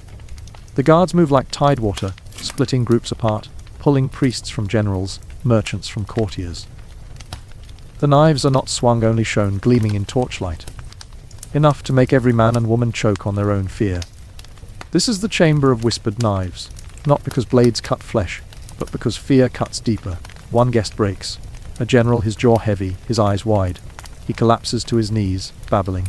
Mercy! Pharaoh! It was not I! It was the priests of the crocodile god, they said. He never finishes. A guard's blade silences him, quick and clean. His blood pools into the grooves of the limestone floor, running toward the carved lotus petals. No one breathes. Pharaoh wipes his mouth with the back of his hand. His lips are pale now, the poison still gnawing at him, but his eyes blaze with something stronger than flesh. Rage, or power, or sheer refusal to yield. Bring them, he orders, and the guards begin dragging guests one by one into the center. Some weeping, some snarling, some silent with resignation. The queen watches, her face serene as a statue. You swear she whispers something under her breath, but whether it is a prayer or a curse, you cannot tell, and then it happens. The veiled woman steps forward again. This time she pulls back her veil. Gasps ripple like wind through reeds. For beneath the veil is not the face of a servant, nor a spy, nor some nameless shadow. It is a face carved in the likeness of the gods, sharp, luminous, terrible. The queen's face, or nearly younger. Softer, eyes brighter, lips fuller, but undeniably kin. Pharaoh freezes. For the first time tonight, his strength falters, not from poison, but from shock. My blood, he whispers. The hall tilts. Everyone realizes at once this veiled woman is no stranger. She is a daughter. Illegitimate, forgotten, erased from stone. And here she stands, serpent in hand, blade at heart. The queen's fingers tighten on her chair's arms, nails biting wood. And you, small scribe in the shadows, realize you have stumbled into not just a banquet, not just a trap, but a dynasty unraveling. The serpent was never in the cup. The serpent was always in the blood. And as Pharaoh's lips curl into a terrible smile, he gestures to the guards once more. Lock the doors, he says. Let no whisper leave this chamber. The knives glint. The torches burn. And the banquet of poison becomes a tribunal of blood. You feel it before you see it, the way the air changes in the chamber. A faint hush, like the silence before a storm, as the queen's eyes lock on the girl who has dared step out from behind the veil. There she stands, revealed not as a shadow but as blood itself. Pharaoh's blood. Your eyes take her in, skin burnished by the Nile sun. Eyes lit with the kind of defiance that is both beautiful and dangerous, and lips curved with the faintest smile of someone who knows exactly the effect she is having on everyone in this room. For a moment, no one moves. Not even Pharaoh, who is still holding his golden cup, though his hand now trembles ever so slightly, not with weakness, but with the rage of being surprised in his own den. The queen speaks first. Her voice is calm, perfumed with poison, like the fragrance of a flower you suddenly realize is deadly. So, she says, her gaze never leaving the girl. The shadows have teeth. The girl lifts her chin. And blood, she replies, her tone cutting sharper than any knife. The same blood that sits upon that throne. She nods toward Pharaoh, her father, the man who now stares at her, as though she has risen from the grave. You think you see him flinch. Pharaoh. Flinch. It is so small, so fleeting, but it's there, tucked between the breath he takes and the one he refuses to let out. His eyes flick from the queen to the girl, then back again. You can almost hear the calculations running behind his gaze. The queen stands, her gold bracelets chiming softly like warning bells. She circles the girl slowly like a lioness assessing prey, or perhaps rival. Her perfume fills the air, myrrh, lotus, a hint of frankincense, cloying sweet, heavy enough to smother. And what do you imagine this means, child? She purrs, each word coiling tighter. That you may walk into the heart of Egypt and claim what is mine. The girl does not step back. I claim nothing, she says, though her voice is sharp enough to claim everything. I am what I am. Your chains cannot bind blood. Her chains. The word hangs in the chamber like incense smoke, curling into every ear. You feel it press into your chest. The queen's lips twitch, not quite a smile, more like the twitch of a blade before it cuts. Pharaoh slams his cup onto the table. The sound shatters the tension like a whip crack. Wine splashes across the ivory surface, dripping red, a serpent's tongue unfurling. Enough. His voice is thunder rolling through stone. Everyone freezes, even the girl, even the queen. He rises slowly, each movement deliberate, regal, terrible.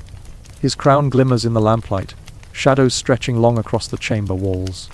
His eyes, those heavy, ancient eyes, fix on the girl. Who dares tell me of chains? He asks, voice low, dangerous. Who dares speak in riddles of blood and thrones? The girl does not falter. You admire her for that. You, who are standing so still you fear your heartbeat might betray you, watch as she meets his gaze like a mirror. I am your daughter, she says simply, and I will not be silent. There it is, the word that cannot be unsaid.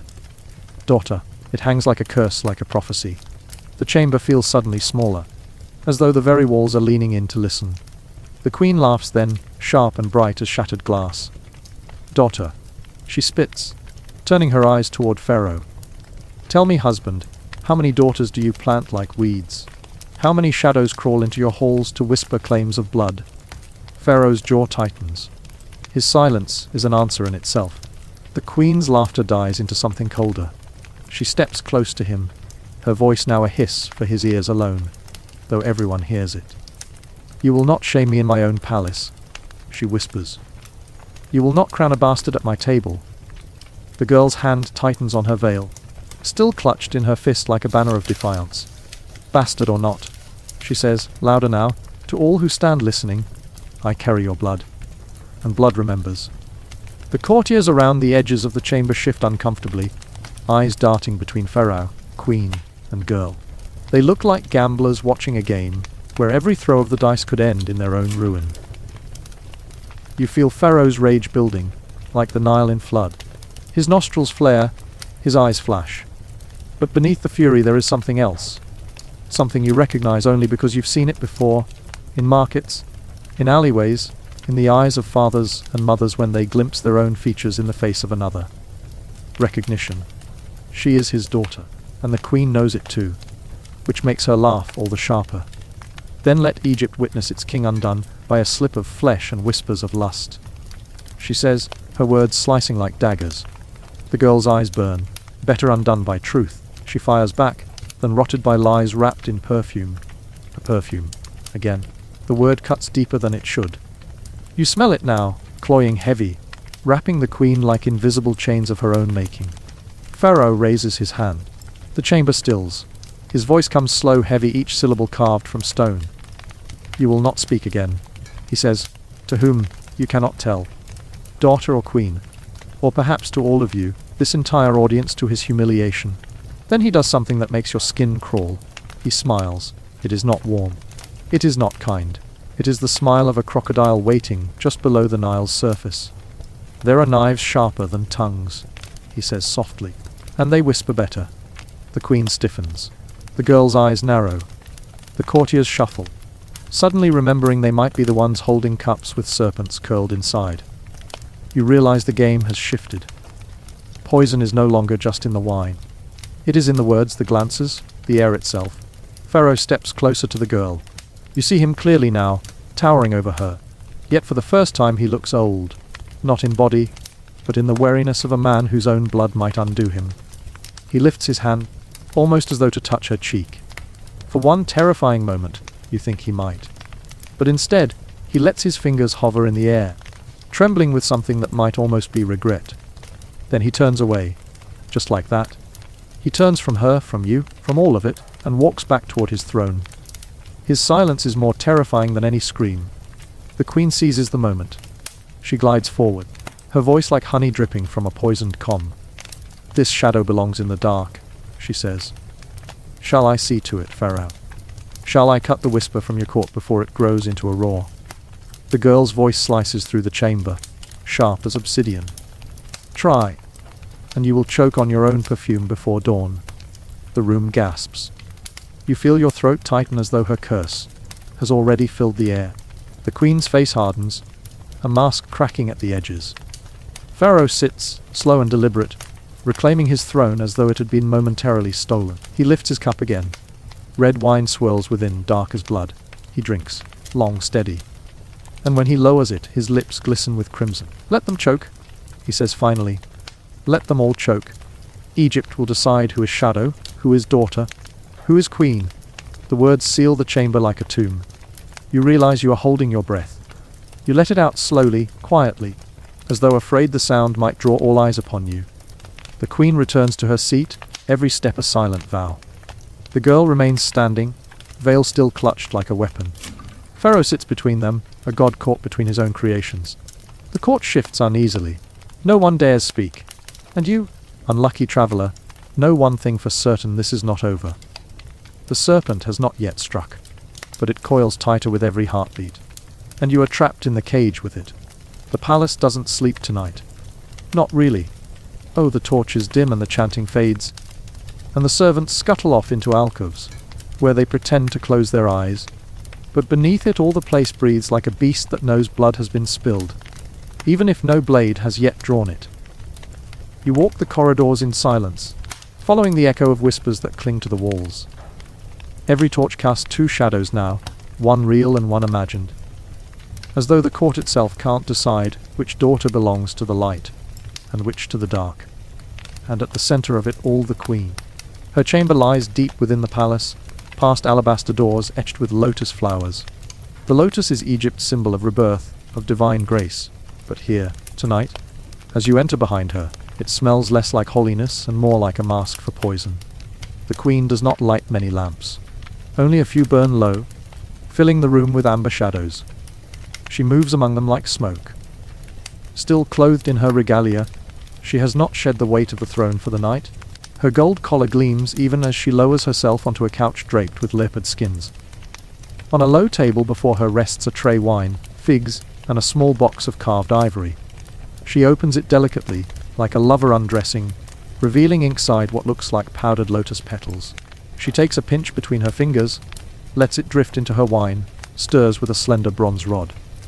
The powder dissolves, leaving only a faint shimmer. When she drinks, her lips glisten faintly, like rubies dusted in sunlight. You feel her watching you, though she has not spoken yet. Finally, she exhales, and her voice flows out, calm as the Nile before a flood. "So," she says, the shadow wears Pharaoh's face. It is not a question. It is not even anger. It is diagnosis, like a physician naming the disease that will kill you. She leans back, fingers drumming against the armrest. "Did you see him, traveler? Did you see the way he looked at her? The flicker in his eyes? I have shared a bed with that man for 20 years. I know his hunger. I know his guilt. And I know the tremor of recognition when it strikes like lightning." You hesitate, unsure if answering is wise. But she doesn't wait for you. She laughs, low and bitter. He thinks he hides it, that tremor. But I saw, and the court saw, and soon Egypt will whisper. Her fingers tighten around her cup. Whispers, I can strangle. But if whispers become roots, if this girl is allowed to flower, then Egypt will have two queens, and one must be cut down. The queen sets aside the cup and lifts the ivory box again. She opens another compartment, smaller, hidden beneath the powder. Inside rests a sliver of obsidian, black and sharp, wrapped in linen. She holds it delicately, admiring how the lamplight dances along its edge. "The lotus blooms by day," she murmurs, almost to herself. "But the dagger waits in night." Her gaze flicks to you suddenly, sharp enough to slice. You walk unseen, don't you? You slip through corridors as though the stones forget you exist. Perhaps you will be useful. You feel her eyes studying you the way one might study a blade, testing whether it will cut true. She rises, her movement fluid as silk, and approaches a bronze mirror. She studies her reflection, adjusts the kohl beneath her eyes. Pharaoh thinks himself eternal, a god, but even gods choke. Her lips curve into a smile soft, perfumed, deadly, and sometimes they choke on love. The queen paces as she speaks, her words winding like serpents. She speaks of alliances, priests who will gladly denounce bastards, generals who prefer order to scandal, scribes who can erase a name from history as easily as pressing a reed into clay. But she also speaks of flowers. She calls for a servant, who brings forth a shallow bowl filled with lotus blossoms floating in water. Their fragrance fills the chamber, sweet, heavy, intoxicating. She plucks one, lifts it to her nose, inhales deeply. Then, without hesitation, she tears the petals away one by one. They fall into the water like pale, discarded flesh. What remains is the heart of the flower, bare and exposed. She drops it into her wine, lets it bleed its sap. When she drinks, her eyes close, and you can almost see the dagger in her hand before she even lifts it. Tomorrow, she whispers, Pharaoh will call for her again. He cannot resist the shadow, but I will be waiting. And when he drinks, when his hand shakes with the weight of his betrayal, Egypt will watch, and Egypt will choose me. She places the obsidian shard back into its box, closes it with a snap that sounds far louder than it should. Then she leans close to you, so close you can smell the wine on her breath, the perfume on her skin, the faintest trace of lotus sap clinging like a secret. Remember this, she says softly, lotus and dagger, beauty and death. One lures, the other strikes. And I, her lips curve into a smile sharp as any blade, I am both. She dismisses you with a flick of her hand. The lamps gutter lower, shadows thickening like conspirators around her. You step back, heart pounding, knowing you have just witnessed the planting of a seed that will grow into blood. As you slip from her chamber, you swear you hear her laugh again, soft and low, like the hiss of a serpent in tall grass. And you know tomorrow, something will die. Something beautiful. Something poisonous. Something inevitable. The banquet hall is already glowing when you arrive, its walls alive with torchlight that flickers across carved scenes of conquest and triumph. Jackals, falcons, gods of death and rebirth peer down from painted stone, their eyes glinting as if they know what's about to unfold. The air is thick with roasted meats and honeyed bread, with the sweet perfume of figs bursting on platters, with the oily sheen of lamp smoke curling toward the high ceiling. The scent is intoxicating and cloying all at once, like something beautiful pressed too close to rot. The queen has dressed herself in blinding white, pleated linen so crisp it rustles like papyrus when she moves. Her collar gleams with turquoise and gold, a crescent of sunlight resting on her chest. The lotus blossoms braided into her hair tremble with each step, as though the flowers themselves fear where she is walking. Pharaoh sits already upon the raised dais, the throne pulled close to the banquet table, his kohl-lined eyes half, lidded with indulgence. Beside him, the younger figure, his shadow, his dangerous temptation, lingers with the awkward grace of someone too quickly thrust into a game whose rules can kill. You take your place among the watching crowd. The court fills the room, priests murmuring into goblets, generals in bronze and leather, scribes with wax tablets tucked under their arms, servants moving silently like blood through veins. Every corner of the hall hums with the music of anticipation, of strings plucked lightly, of flutes sighing, of whispers clinging to every polished surface. The queen raises her hand. Silence drops like a curtain. She begins with sweetness. She speaks of Egypt's prosperity, of the harvest swelling fat along the Nile, of temples gleaming in the desert sun. She praises Pharaoh's victories, his strength, his divine blood. The crowd nods, drinks, claps politely. But her eyes are fixed on him. On Pharaoh, who reclines with his goblet, smiling faintly, not yet sensing the coils tightening around him. Or perhaps he does, and he is too proud, too godlike, to admit it. The servants bring forth the first course. Roasted goose, dripping fat over lentils. Platters of bread baked in the shapes of fish and lions. Bowls of dates sticky with honey. The music swells. Chatter rises again, and for a moment it seems like any other feast. But the queen does not eat. She touches her wine, swirling it slowly, watching the liquid lap against the rim. She is waiting. When Pharaoh lifts his cup, the hall tilts into silence once more. All eyes follow the gesture, as if the arm of a god were rising. He drinks deeply, and the wine stains his lips dark. The younger woman beside him, his daughter of shadows, watches. Her hands folded neatly in her lap, her face unreadable. The queen's smile widens, music resumes. Dancers slip into the hall, their limbs painted with gold dust, their movements slow and hypnotic. They twist like serpents, like the Nile itself winding through the desert, their bells chiming in delicate rhythm.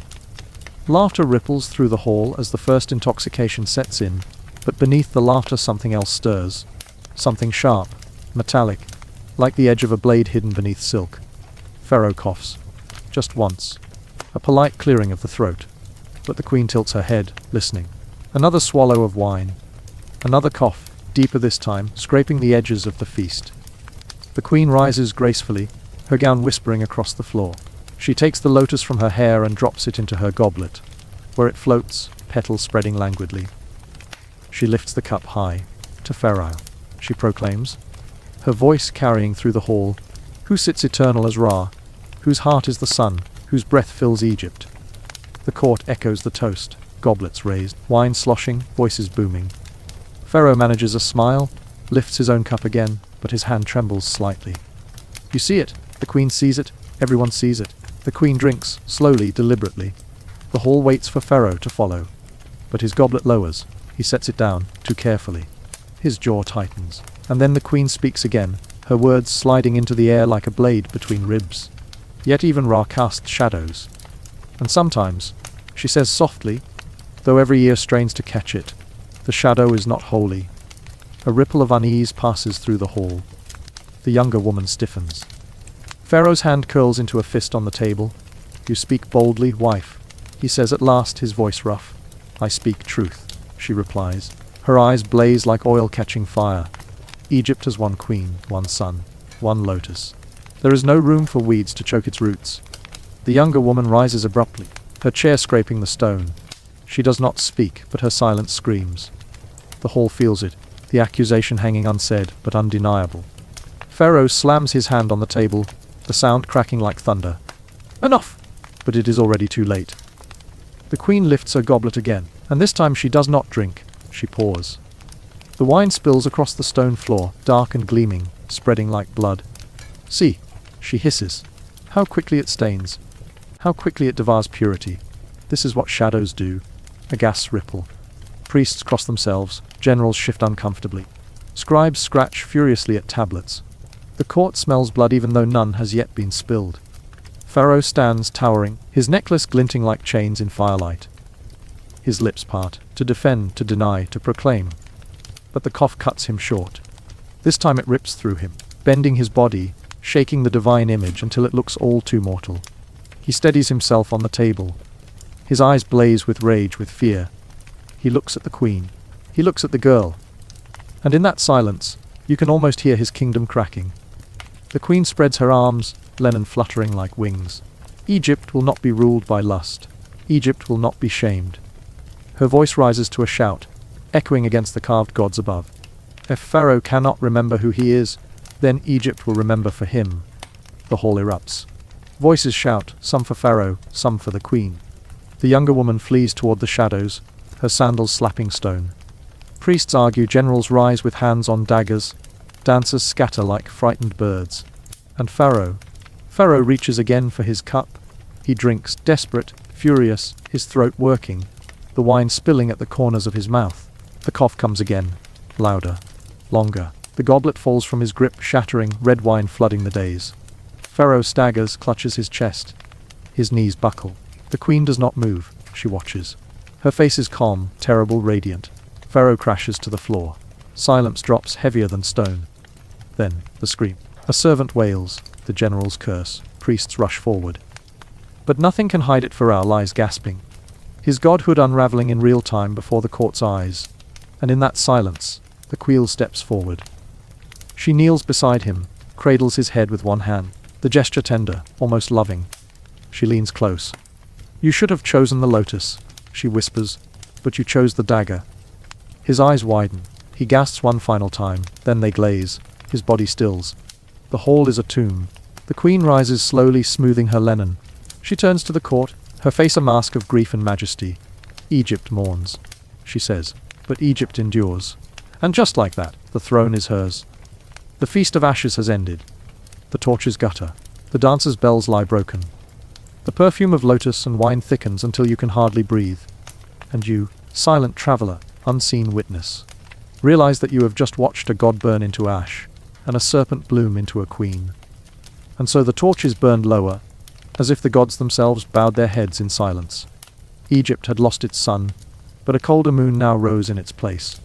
The queen's perfume lingered over the corpse of a god, sweeter than any hymn, a scent too soft for so sharp a victory. Servants would whisper of this night for generations, though none would dare to name it aloud. The wine that stained the floor became Egypt's second river, darker than the Nile, fed not by rain but by betrayal. Even the statues of the gods seemed to lean forward, shocked by the ruin of their chosen. Some called it victory, some called it sacrilege, but all knew the Nile would never run the same again. The queen left the hall in silence, yet her footsteps sounded louder than 1,000 drums. A feast had been promised, but Egypt had swallowed only ashes. And you, unseen traveler, carried the taste of poison on your tongue as the night fell into history.